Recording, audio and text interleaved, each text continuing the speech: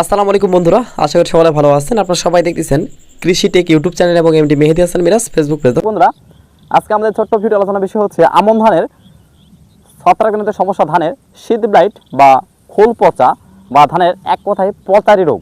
কৃষকের বাংলা ভাষায় একটি কথা হচ্ছে পচামিনা বা পচারি রোগ, বা অনেকে বলেন যে ঝলসা রোগ। এই দেখেন যে কী কন্ডিশনটা হয়েছে ধানের, আপনারা আসলে এটা আগে দেখবেন, দেখার পরে এই কন্ডিশন যাদের যাদের হয়েছে তারা আসলে এই ভিডিওটি দেখবেন। ধানের হচ্ছে এটাকে বলা হয় শীত ব্লাইট বা খোল পড়া, অনেকে বলতে পারেন যে পচারি রোগ। দেখেন এখানে ধান গাছগুলো পাতা উপরে কত সুন্দর আছে, জমিতে দেখবেন তাকিয়ে অনেক সুন্দর আছে, বাট একটু জমিতে যখন নিচে নেমে যাবেন, জমিতে গিয়ে দেখবেন যে ধানের গোড়া থেকে এই পর্যন্ত দেখেন এই যে পাতাগুলো পচে এরকম নিচে নিচে হেলে যাচ্ছে। দেখেন এরকম কন্ডিশন হবে। দেখেন আপনাদের ধানের কি কন্ডিশন। আসলে এটাকে শীত ব্লাইট রোগের আক্রমণ বলা হয়।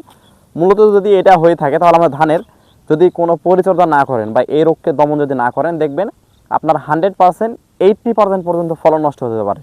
কারণ এইটা আস্তে আস্তে দেখবেন উপর থেকে সবগুলো পাতা এরকম ভেঙে পড়ে যাবে দুর্বল হয়ে।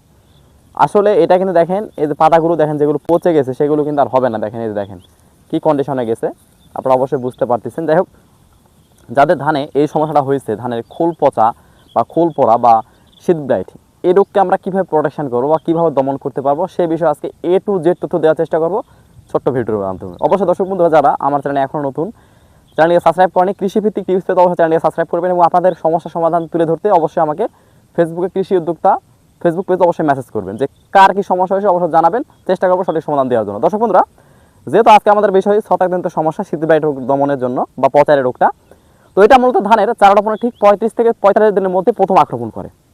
আমন মৌসুমে ধানের চারাটি রোপণের পর থেকে 35 থেকে 45 দিনের মধ্যে এটা এলাকা ভিত্তিক, জাত ভিত্তিক এটা আক্রমণ দেখা যায়। এটা বিশেষ করে আমাদের আমন মৌসুমে দেখবেন ভাদ্র মাসের শেষের দিকে, অর্থাৎ ভাদ্র শেষ আশ্বিনের শুরু হবে, এরকম পর্যায়ে গিয়ে বেশি আক্রমণ করে।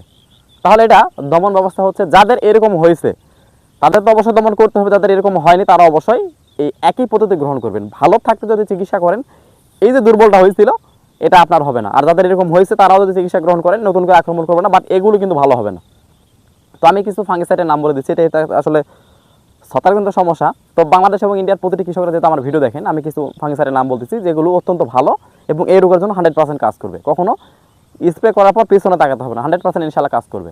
তো দর্শক বন্ধুরা, 1 নম্বর স্টেপ হচ্ছে অ্যাজোক্রিস্টোবিন প্লাস ডাইফেনোকোনাজল 325 SC, অর্থাৎ এই গ্রুপের ফাঙ্গিসাইড আপনারা বাজারে কম বেশি প্রতিটি কোম্পানি তৈরি করেছে।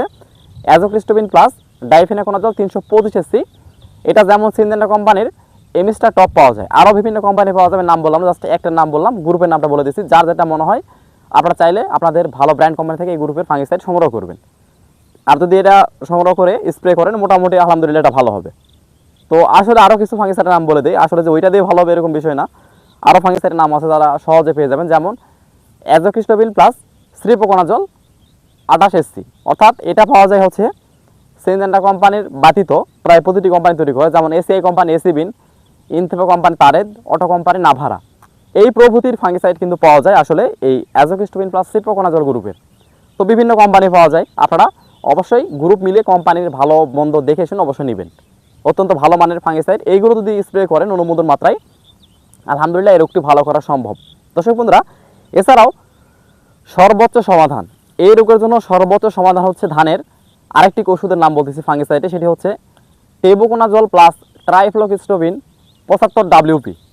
এই গ্রুপের ফাঙ্গিসাইড বা ছত্রাকনাশক আসলে এই রোগের জন্য সবচেয়ে বেস্ট কাজ করে থাকে, সেটি হচ্ছে বায়ার কোম্পানি নাটিভো। গ্রুপের নাম আগেই বলে দিলাম যে টেবোকোনাজল প্লাস ট্রাইফ্লোক্সিস্টোবিন 75 WP। এই গ্রুপের যে কোনো একটি ফাঙ্গিসাইড অনুমোদন মাথায় যদি স্প্রে করেন, মোটামুটি প্রতিটি কোম্পানি ব্র্যান্ড কোম্পানিতে পাওয়া যায় ওই ফাঙ্গিসাইডটা, সিনজেন্টাতে পাওয়া যায় না, বাট চাইলে কিন্তু আপনারা ব্যবহার করতে পারেন। মোটামুটি এই রোগগুলো 100% দমন হবে যেদিন থেকে স্প্রে করবেন। আমি কিন্তু যে 3টা ফাঙ্গিসাইডের নাম বললাম বা 3টা গ্রুপের নাম বললাম, এগুলো কিন্তু সবগুলি 2টি গ্রুপের সক্রিয় অবদানে তৈরি একটি ফাঙ্গিসাইড এবং এগুলো কিন্তু সিস্টেমিক ফাঙ্গিসাইড, অর্থাৎ এই যে স্প্রে করার পর এগুলো তো দমন করবেই, যেগুলো আক্রান্ত হয়েছে নতুন করে আক্রমণ করবেন এবং ভেতর থেকে ধানকে প্রোটেকশন করে রাখবে, সহজে ছত্রাক আক্রমণ করতে পারবে না। দীর্ঘমেয়াদী একটি সমাধান পাবেন ওগুলো ব্যবহার করলে। মোটামুটি ওইটা ধানে 2 থেকে 3 বার স্প্রে করলে, 2 বার স্প্রে করলে যথেষ্ট, বাট আপনারা যদি চান তো ওইটা স্প্রে 3 বার করতে পারবেন। 3 বার করলে ধানের কোনো রকম ছত্রাকের আক্রমণ থাকবে না। তো অনুমোদন মাত্রায় প্যাকেটের গায়ে লেখা অনুযায়ী অবশ্যই বিকেলবেলা স্প্রে করে দেবেন, আল্লাহর রহমতে এরকম কোনো সমস্যা থাকবে না। তো কৃষিভিত্তিক টিপস পেতে অবশ্যই কিন্তু চ্যানেলটি সাবস্ক্রাইব করে পাশে থাকবেন। আল্লাহ হাফেজ।